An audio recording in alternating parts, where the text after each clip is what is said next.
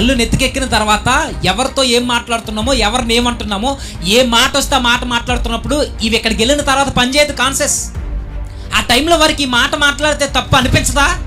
అనిపించదు. ఎందుకు? దయ్యంగా నెత్తి మీద కూర్చుంటాడు. అప్పుడు ఈరోజు భయం లేదంటే నోటికి ఎంత వస్తే ఎంత మాట అంటారు. ఈరోజు ఎలా బాధ పెట్టకూడదో అలా బాధ పెడతారు మనుషుల్ని.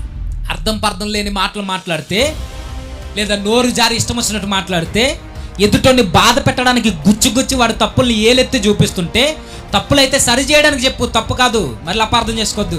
కావాలని వారిని నొప్పించడానికి రేగిన లేదా మానుతున్న గాయాన్ని మరలా కాకి పొడుచున్నట్టు పొడుస్తున్నావు అనుకో, దేవుడు తన వెనకాల వచ్చి నిలబడతాడని మాత్రం మర్చిపోవద్దు.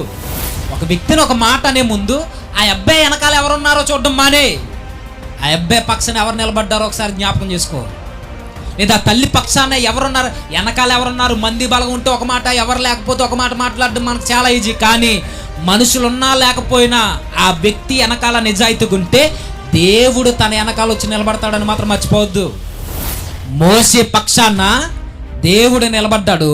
కుటుంబం వ్యతిరేకమైతే కుటుంబానికి దిక్కు దివాణం లేని పరిస్థితి అయిపోయింది ఆ రోజు.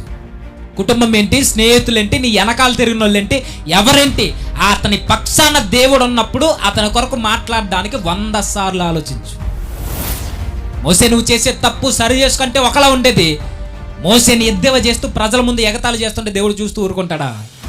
ఈరోజు మనకు కూడా భరోసా ఉందంటే ఉంది.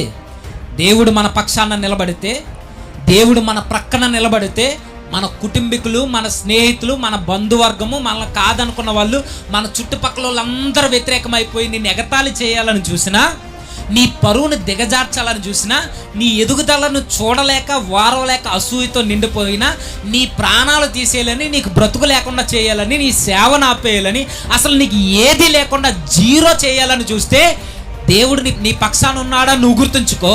దేవుడు నీ పక్షాన ఉంటే ఏ కార్యం జరుగుద్దో వాళ్ళకి తెలిసేలా దేవుడు చేస్తాడు.